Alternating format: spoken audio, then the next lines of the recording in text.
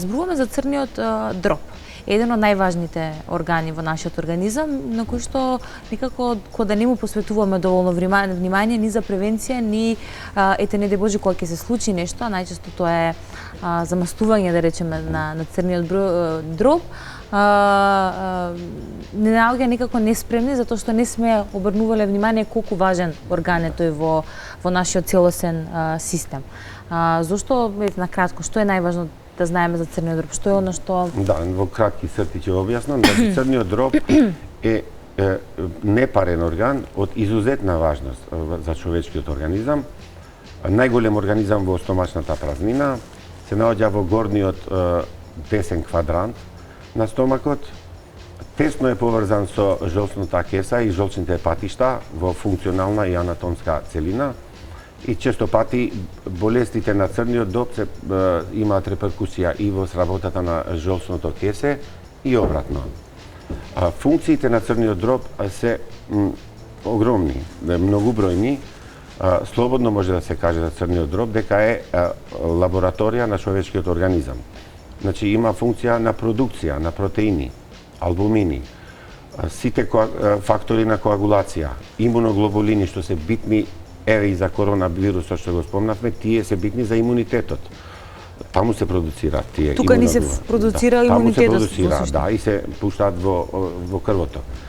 Исто така има функција за детоксикација на организмот. Секој отров или токсин што ќе влезе во нашиот организам, најголемиот дел се метаболизира во црниот дроб и се елиминира понатаму. Што повторно влие врз нашето здравје. Што повторно влие, да.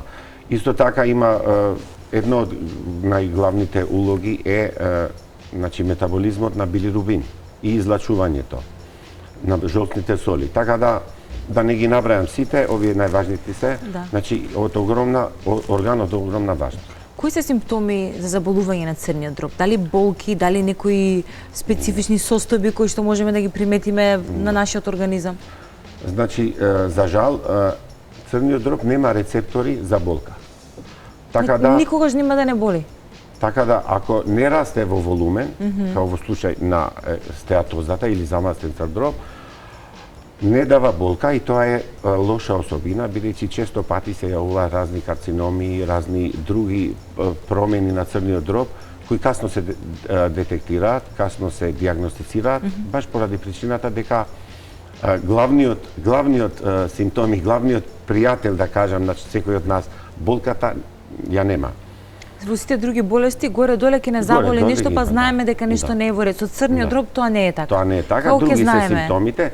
Значи, кога почнува да откажува функцијата на црниот дроб, се јавува една тапа болка, сосема тапа болка, неспецифична. Меѓутоа има промена во некои ензими што се продуцираат, тие се докажуваат со лабораториски биохемиски анализи, расте нивото на билирубин во крвта. Значи, крвната слика би ни покажало дека нешто не е во ред со нашиот... Значи, тоа е основно.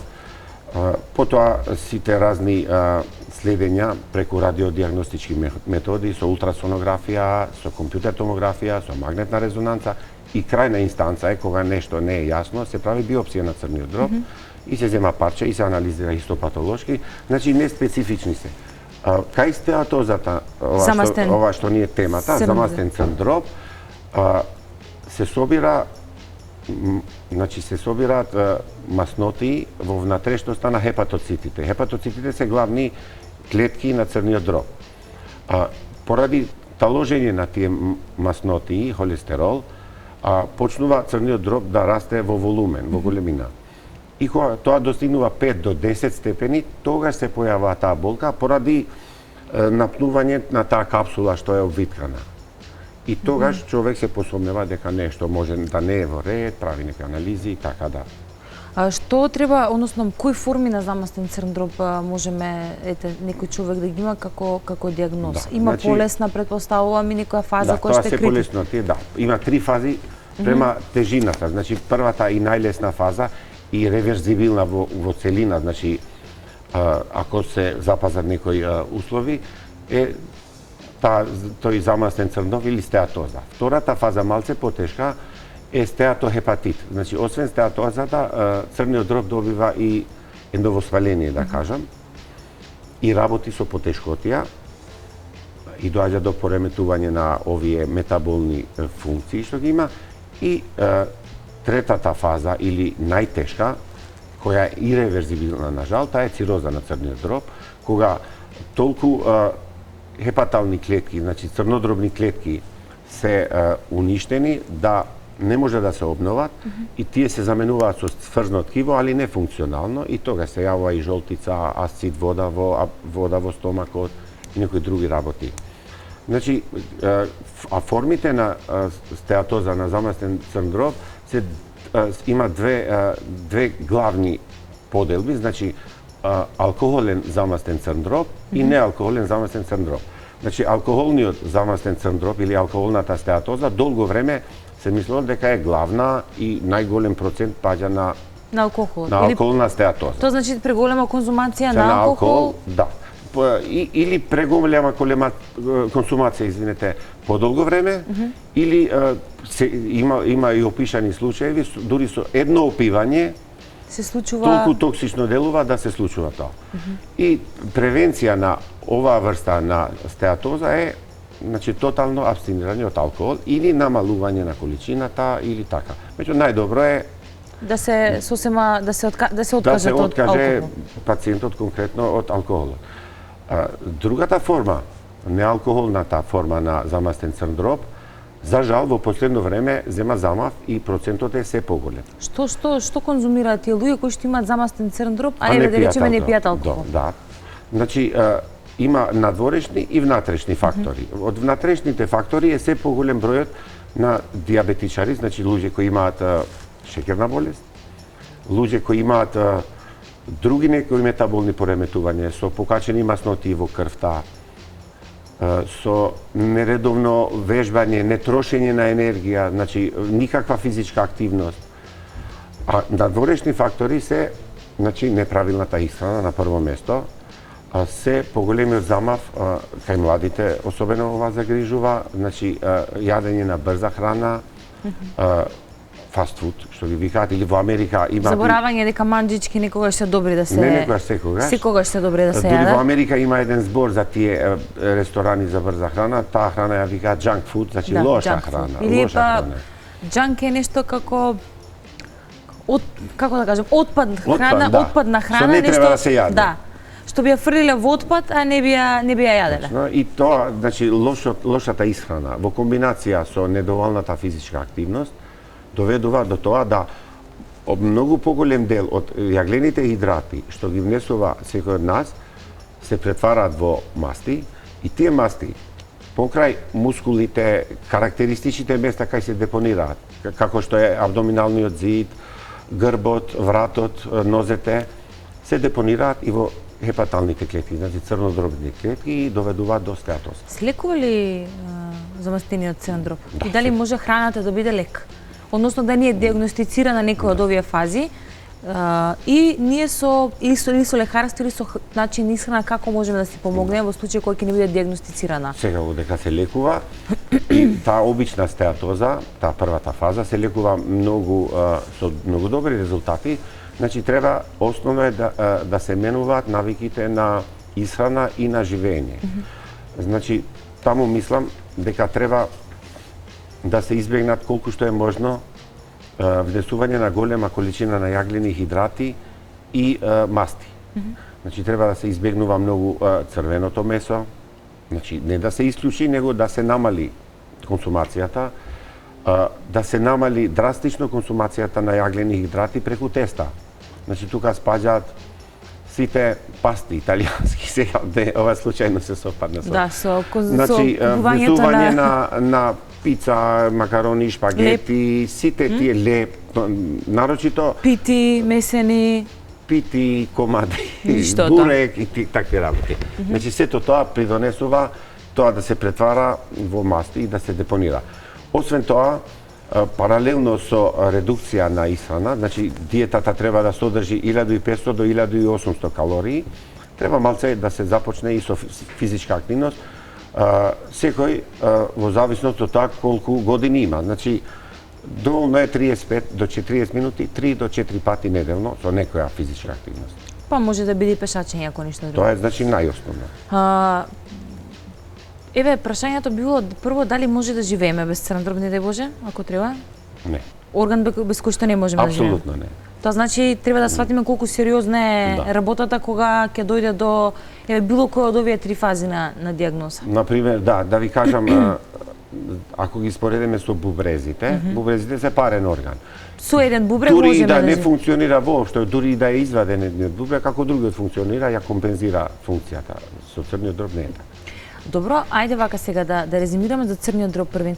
Како треба редовна крвна слика да правиме за да провериме, например, дали нешто може не е во ред со нашиот црн дроб? Да, треба, значи тоа се рутински контроли кои треба еднаш на 6 месеци или еднаш годишно, како е? Еднаш годишно, кај помладите особи еднаш годишно.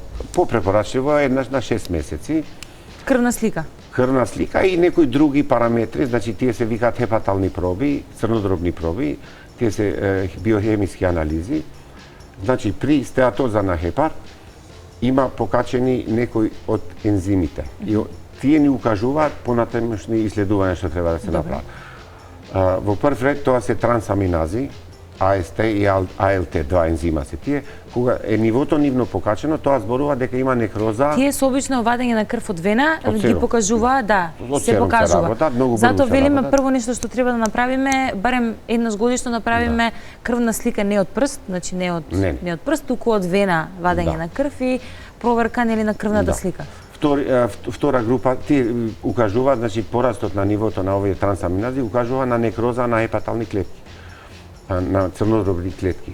Втората група се алкалната фосфатаза, која расте, и гама ГТ има еден ензим. Од тие нивното поголема концентрација покажува дека веќе има и холестаза, значи веќе има потешкотија и во екскрецијата на жолчката, бидејќи жолчката се продуцира во црниот дроб. И третата работа е кога билирубините се покачени, и тие се многу битни. Значи тоа веќе кога има покачување на нивото на билирубини, укажува дека е нешто посериозно во врска со функционирањето на црниот дроб. Од другите радиодиагностички методи, значи ехото е најосновно, најбезболно, најнеопасно метода. Таму кај стеатозата, кај замастениот црн дроб, се утврдува дека црниот дроб има зголемени димензии, контури, и има хиперехогеност, значи е посветол од маста, дава така посветла слика и одма се диагностицира. Ако е некоја форма со потешка, со депозити на масти, има така наречени острва на масти, онда се прават и дополнителни радиодиагностички исследувања, ги имаме ние болница така што работиме, значи компјутер томографија или МРЦП, и на крај, ви кажав сосема на крај, кога е нешто нејасно во врска со диагнозата, се прави и биопсија на црниот дроб. И да не заборавиме, не се живее без црн дроб. Тоа е колку е важно, како нели што не се живее без срце, без мозок, не се живее ни без црн дроб. И за крај, пред да се поздравиме, уште да направиме сублимат за коронавирусот, превенција, дали треба да се грижиме и што можеме да направиме за нас, како индивидуи? Треба да се грижиме во мера да преземеме некои мерки што се препорачани од надлежни институции. Значи, некои навики треба да ги смениме, ова е некоја друга реалност и треба неја да се адаптираме. Тур ќе почне епидемијата да се намалува на светско ниво, значи пандемијата, а има опасност од пандемија, вака како што се шири. Значи, тие превентивни мерки што ги спомнав, секој од нас треба лична хигиена, миење раце, избегнување на блиски контакти со непознати и сомнителни особи. Не знам, вчера дали видовте, имаше во израелската влада, премиерот Нивен Нетањаhu, имаше некоја делегација што ги прими, и они дадоа рака, он ги спушти рацете, рече, извини, така е сега реалноста. Точно, тоа веќе не станува збор дали сме ние некултурни или културни, едноставно станува збор и за заштита на тој, прво лично наша заштита, а второ заштита на генерално на население. Тоа е, ако може да се нарече, значи повисок степен на здравствена култура. И на предпазливост. Точно. Да ги миеме рацете, сапун, гелови за Со содржина на алкохол, да. На алкохол и да бидеме малку повнимателни, нема потреба генерална паника.